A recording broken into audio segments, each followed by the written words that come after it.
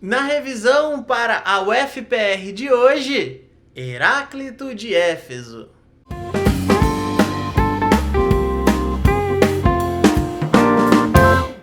Queridos e queridas, sejam bem-vindos ao canal Sua Filosofia, e no vídeo de hoje nós falaremos sobre a filosofia de Heráclito de Éfeso. Vocês sabem, o vestibular da Federal está chegando e nós temos aí nesse vestibular uma referência bibliográfica bem precisa. Ou seja, são textos que a Federal te recomenda e que você, ao lê-los, tem uma grande chance de estar inserido em todas as questões de filosofia. Prof, é garantido que só vão cair questões desses textos? Não, podem transcender esses textos. No entanto, até hoje eu costumo dizer que o vestibular da Federal foi muito honesto. Ele te prometeu que entregaria questões referentes aos textos e entregou. Então, ao ter contato com essa referência bibliográfica, você está inserido naquilo que pode sim ser cobrado na prova e tem uma grande chance de acertar todas as questões. Demorou? Queridos, é o seguinte, na prova, na referência bibliográfica da prova, existem ali alguns filósofos e uma filósofa, e nós temos o Heráclito como um deles. Vamos falar então, fazer uma breve revisão. Esse vídeo aqui é uma breve revisão, nós não vamos aprofundar na teoria, mas o que eu quero que vocês saibam, nós estamos falando de um filósofo pré-socrático, um filósofo antigo, ou seja, a maior parte dos textos que nós encontramos hoje é fazendo referência ao Heráclito e não diretamente dele. Então os fragmentos que sobraram dos seus escritos são analisados por outros filósofos e esses outros filósofos escrevem sobre esse cara. O que você precisa saber da teoria do Heráclito? Vamos lá. O Heráclito, enquanto um filósofo pré-socrático, está interessado na questão do ser. Se eu falo o seguinte, isso aqui é uma tesoura. Isso aqui é uma borracha. Eu estou apontando para um referencial, correto? Mas e se eu perguntar, isso aqui é um ser? Para onde eu aponto? O que seria o ser? Então nós vamos começar a investigar junto com Heráclito essa resposta, ou qual seria a possibilidade de responder a essa pergunta. Primeiro que você tem que entender, para o Heráclito o ser é aquilo que existe por conta de um equilíbrio. Prof, um equilíbrio do quê? Um equilíbrio entre o que existe no momento e o que pode vir a existir. Nós chamamos isso de jogo dos contrários. Então pensa comigo. Hoje, eu, Antônio, estou falando aqui e estou vivo. Parece, né? Só que existe a possibilidade do Antônio estar morto? Sim. Então nós chamamos esse Antônio de agora, esse Antônio que existe, de ser. E aquilo que ainda não é, aquilo que pode vir a ser, de não ser. Então, para o Heráclito, eu, Antônio, só posso ser o Antônio porque existe a possibilidade de não ser o Antônio daqui a pouco. Então é esse jogo, esse equilíbrio entre o ser e o não ser, que faz com que eu, Antônio, esteja aqui e possa me chamar de uma pessoa viva. Vamos imaginar o seguinte. Te coloquei numa ilha, você nasceu nessa ilha e tudo mais, você cresceu, só que nessa ilha você nunca viu ninguém morrer, nem plantas, nem animais, nada morreu, nunca ninguém morreu nessa ilha. Se eu chego e pergunto assim, ei, o que é morte? Você não vai saber o que é morte. Ou você sequer vai ter se preocupado com isso, tendo em vista que a sua condição atual não permite que outra condição exista. Dito melhor então, você só sabe que está vivo hoje porque você conhece o conceito de morte.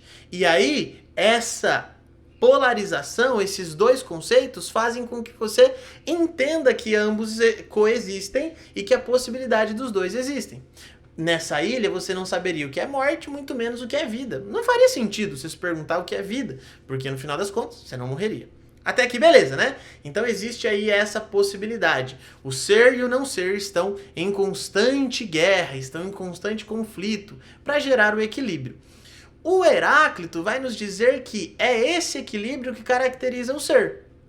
Então, o que faz com que algo seja é o devir. O que é o devir? É a possibilidade.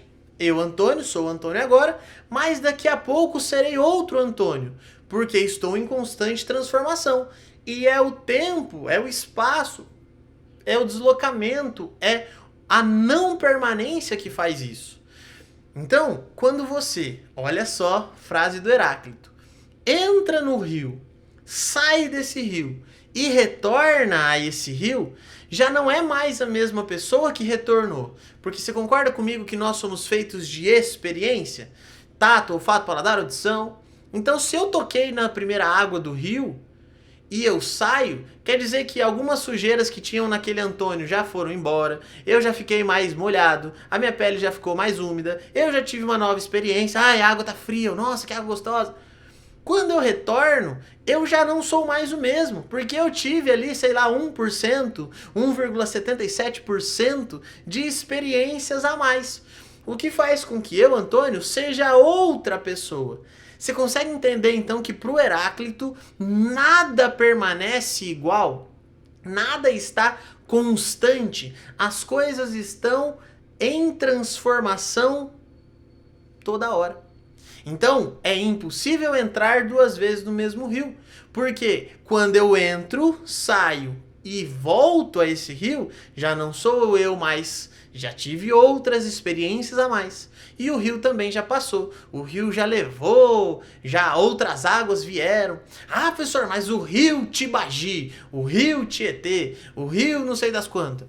A gente chama esse rio por uma identidade, mas se você parar para pensar, há muito pouco desse rio no próprio rio. Porque as águas mudaram, a vegetação também passa por mudanças, profundidade e tudo mais. Olha que interessante, então, nós poderíamos aqui fazer uma pergunta muito legal. O que é você? Ou será que você é o mesmo desde que você nasceu?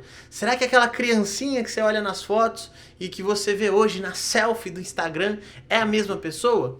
Porque o corpo mudou, caráter mudou, valores mudaram, prioridades mudaram, sonhos mudaram. O que é que permaneceu? Ah, permaneceu o nome. E aí o que vale mais? Seu caráter, pensamento, gosto, corpo, fisiologia ou seu nome? Entende? É aí que nós devemos pensar. Então, para o Heráclito, a impermanência é justamente a única coisa permanente no mundo. Ou seja, está tudo em constante transformação. Então, nós temos sempre essa noção do devir. O devir é aquilo que está por vir, porque existe o ser e o não ser. E a passagem de um para o outro caracteriza esse movimento. E olha que legal. Para explicar tudo isso, essa metáfora não é minha, é do Heráclito, tá? Ele fala que o movimento da natureza pode ser entendido, pelo fogo, ou através do fogo. Quando você olha o fogo, nós estamos olhando justamente aquilo que a natureza produziu de movimento constante. Por quê? Para que o fogo possa existir, é necessário que outras coisas deixem de existir. Então, o fogo só pode existir porque existe oxigênio. Mas quando começa a queimar o fogo, o oxigênio some. Fez sentido para vocês? Quer dizer então que é o ser e o não ser existindo ao mesmo tempo. O oxigênio existe e aí por isso o fogo pode existir, mas quando o fogo começa a existir, o oxigênio vai embora. Olha que interessante, isso quer nos dizer que é através dessa metáfora do fogo que eu consigo entender a lógica da natureza, o movimento lógico da natureza. Por isso que o Heráclito vai nos explicar sobre o logos. O que é o logos então? É essa nossa capacidade, ou é o movimento que a natureza nos mostra, o que é o ser. O ser então está em uma guerra constante, em um equilíbrio entre ser e não ser. Então, quando você ouvir a frase o ser é e o não ser também é, você deve com certeza remeter isso à ideia de Heráclito, que significa nada permanece. Por quê? Porque o ser e o não ser ambos são possibilidades da natureza e a passagem de um para o outro acontece em todos os momentos, o que resulta em uma natureza em movimento, o que resulta em uma natureza na mesma lógica do fogo, coisas existindo e passando a não existir para que outras possam existir. É muito bonito você pensar nisso a partir do nascimento. o espermatozoide do pai entra ali no óvulo da mãe e tal, faz todo o Shrevers ali da biologia, e aí de repente nasce o serzinho, nasce a pessoa. Se você olha, por exemplo, para um filho, para uma filha, ele tem muito dos pais, mas ele não é mais os pais. Ele já é uma extensão, ele passou a existir diferentemente daquilo que os pais eram. Então a natureza está nessa constante transformação, tá nesse constante movimento. As nossas células do corpo se renovam, uma sementinha morre para nascer a raiz e aí virar a planta. Então tá tudo sempre em transformação. E essa é a ideia do Heráclito. A ideia de que você, enquanto ser humano, e que a natureza, enquanto ser, todos estamos na mesma lógica. Essa lógica que é ilustrada a partir do fogo, essa lógica de um movimento constante, de uma passagem sem pausa. Então o ser é e o não ser também é, porque é só esse jogo entre ambos que possibilita a natureza de existir. Se não fosse essa passagem, a natureza não existiria. Se as coisas fossem estáticas, elas não deixariam de existir para que outras passassem. Então a natureza não teria esse ciclo vital. E aí, né, é muito interessante você lembrar daquela frase tão dita nas ciências aí, né? Na natureza nada se cria, nada se perde, tudo se transforma. Se transforma, quer dizer que sempre teve aí. E se teve aí é porque estava de outro jeito, então está sempre mudando. Será que o Heráclito então tem razão?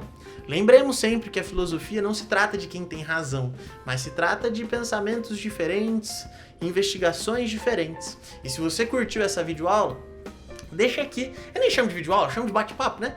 Deixa aqui embaixo o seu like, deixa aí sua inscrição no canal, divulga para as pessoas e vamos fazer esse canal crescer, porque o objetivo dele é levar filosofia facilitada, sem ser banal, levar filosofia boa, de conteúdo para todas as pessoas. Beleza? Tchau, tchau, gente, milhares de beijos, fiquem bem, até mais, aguardem mais vídeos e revisão da Federal. Tamo junto, tchau, obrigado!